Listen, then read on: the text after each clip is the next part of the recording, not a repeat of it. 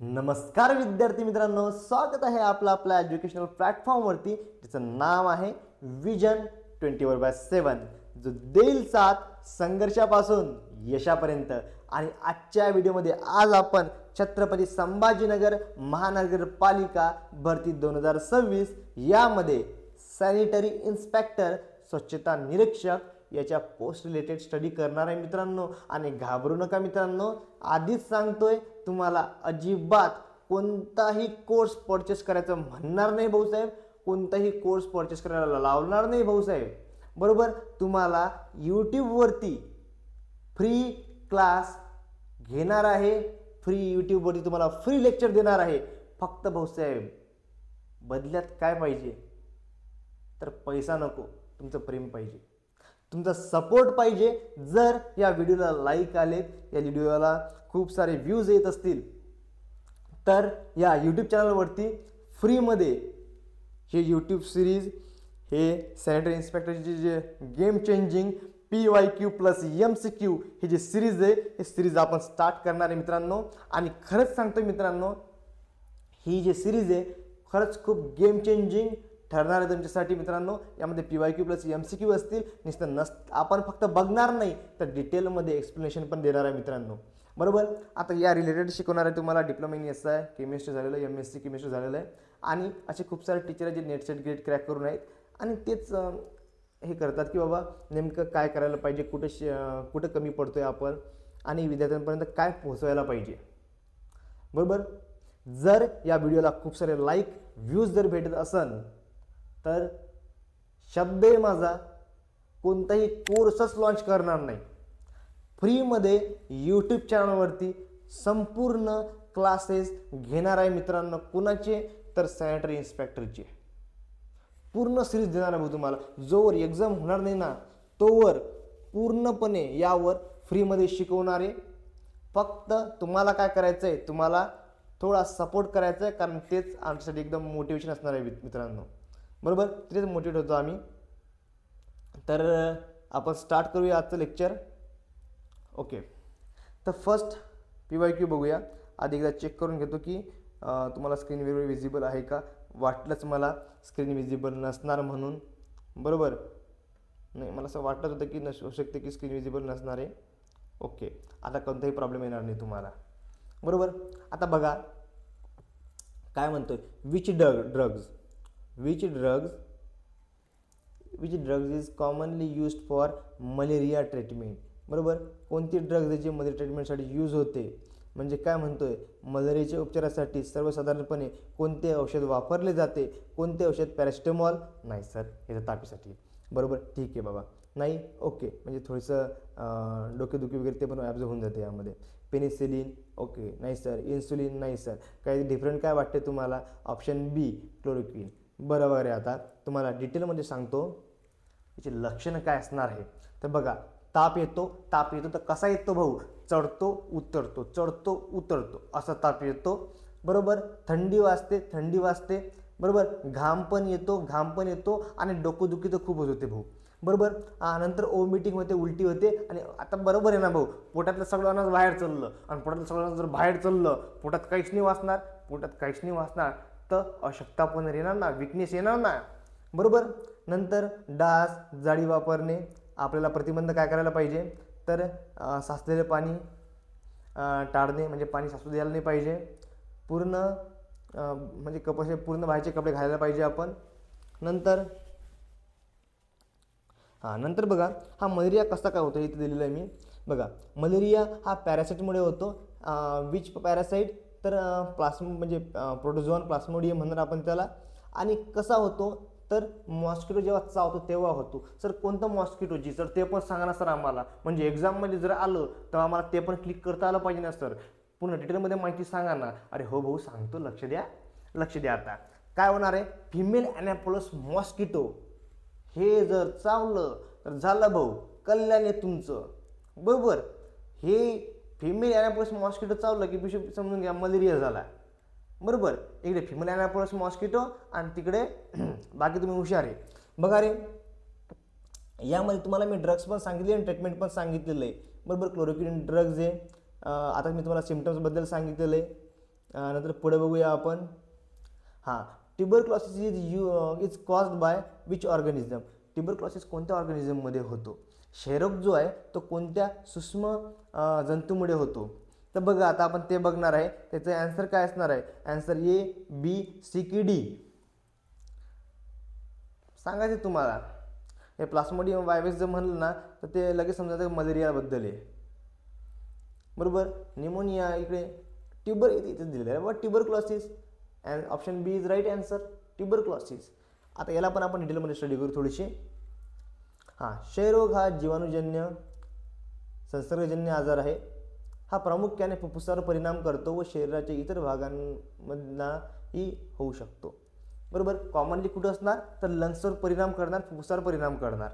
सतत लक्षणे बघूया आपण. सिम्पटम्स काय आहेत? सतत खोकला येणे, 2 आठवड्यापेक्षा जास्त खोकला असू शकतो तो, आणि कपमध्ये ब्लिडिंग होते. म्हणजे आपण जेव्हा म्हणजे कप येणार बाहेर, त्या कपमध्ये थोडंसं रक्त तुम्हाला दिसून येणार. बरोबर. वजन कमी होते, वजन तुमचं वेट कमी, वेट लॉस होणार आहे.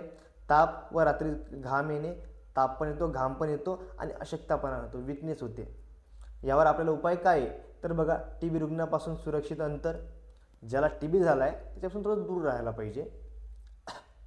खोकलताना तोंडावर तोंड झाकणे. आता खोकलताना असं नाही करायचं. खोकला आला लगेच करून राहिले, अबे रुमाल घ्या, रुमाल लावा, नाही तर मास्क घे ना. आता मास्क पण अवेलेबल आहे ना, आहे की नाही? कोरोनाच्या कृपामुळे गल्लोगल्लीत मास्क ही भाऊसाहेब आता. बरोबर. नंतर म्हणतोय लवकर तपासणी, उपचार आणि लस कोणती आहे? तर BCG लस आहे. बरोबर. प्रश्न बनू शकतो की TBसाठी कोणती लस यूजमध्ये येते? तर कोणती लस येते? तर भाऊसाहेब BCG लस येते. समजलं? पुढे बघूया. The human heart is located in which part of the body. यार हे तर लेस भाऊ कॉम्प्लिकेटेड आहे. बरोबर. म्हणजेच काय, कॉम्प्लिकेटेड नाही म्हणणार मी, पण एक असं म्हणणार की भाऊ स्टार्टिंगमध्ये जेव्हा म्हणजे तुमचं माहिती नाही भाऊ, पण तरी सांगतो की जे लहान असतात ना, स्टार्टिंगमध्ये असं वाटतं की भाऊसाहेब हार्ट जो आहे हा असा असणार, है की नाही? स्टार्टिंगमध्ये असं वाटतं ना की हार्ट असा असणार. मग वाटायला लागतं नाही भाऊ हार्ट असा असतो, है की नाही? 12वी नंतर, है की नाही? स्टार्टिंगमध्ये लहान असता हार्ट असा होतो, 12वी नंतर असा इकडून बाण निघतो, इकडून घुसतो, इकडून घुसला की इकडूनच निघतो बाण. बरोबर. पण मित्रांनो हार्ट असाही नसतो ना असाही नसतो. हार्ट कसा असतो हे आपण स्टडी करूया आता. हार्ट असा असतो ज्यामध्ये left atrium, right atrium, left ventricle, right ventricle, superior vena cava, inferior vena cava, aorta हे सर्व असतं. मग बघा याची स्ट्रक्चर कसं आहे? तर बघा यामध्ये चेंबर असतात. चेंबर कोणते? तर ॲट्रियम आणि वेंट्रिकल. मग 2 ॲट्रियम 2 वेंट्रिकल. सर इथं तर ॲट्रियम सांगू राहिलं, वेंट्रिकल सांगू राहिलं, पुढे 2 का म्हणलं? तर बघा एक असतं लेफ्ट, एक असतं right. Left atrium, right atrium, left ventricle, right ventricle. Okay. पुढे बघूया. हृदय ऑक्सिजनयुक्त रक्त आर्टरीजच्या माध्यमातून संपूर्ण शरीरात पाठवते. बघा हृदय काय करणार? ऑक्सिजन म्हणजे ज्या ऑक्सिजनेटेड ब्लड, जे हार्ट जे ऑक्सिजनेटेड ब्लड आर्टरीजच्या माध्यमातून काय करणार? पूर्ण शरीरामध्ये, पूर्ण बॉडीमध्ये पाठवणार.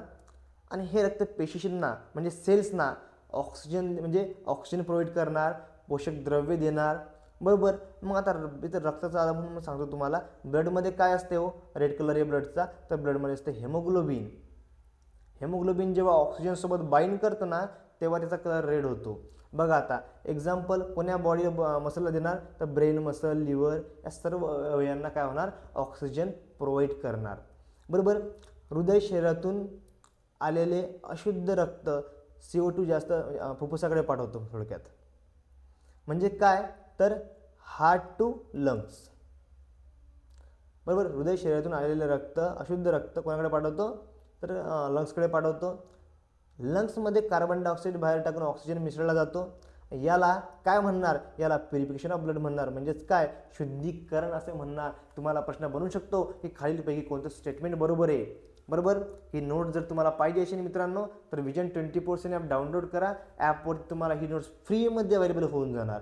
बरोबर. 1 रुपये चार्ज घेणार नाही तुमच्याकडून, कोणतेही चार्ज घेतला जाणार नाही. आणि जर तुमच्याला फोन येत असेल की भाऊसाहेब चार्ज घ्या, हे घ्या, ते घ्या, त्यांना सांगा की सरदार सरांनी सांगितलं की फ्रीमध्ये अवेलेबल करून द्यायचं. बरोबर. लक्ष द्या, असं कधी होणार नाही म्हणा. Which disease is consider an indicator of a pure sanitation condition. बघा, खराब स्वच्छता स्थितीचे निर्देशक रोग कोणता मानला जातो? हा जो आहे ना, हा खूप महत्त्वाचा प्रश्न आहे. हा मेन सॅनिटरी या पार्टमधून आलेला आहे, सॅनिटायझेशन या पार्टमधून आलेला आहे.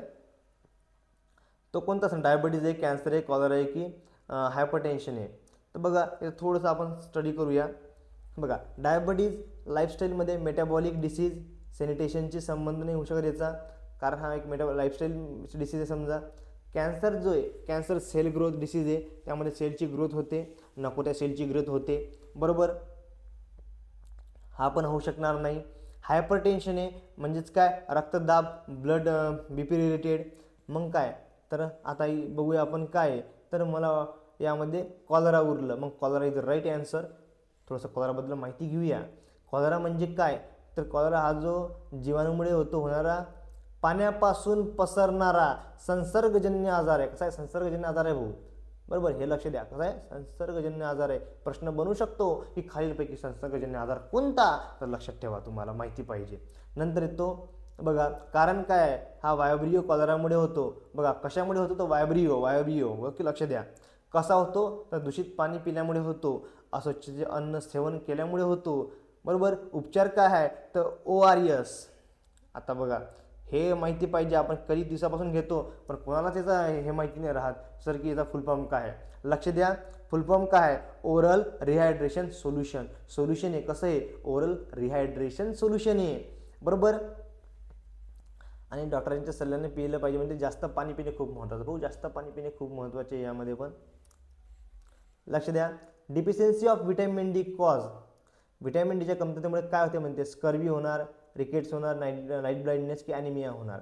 याचा पण स्टडी करून घेऊया. बघा, स्कर्वी व्हिटॅमिन सी डेफिशियन्सीमुळे होतो स्कर्वी.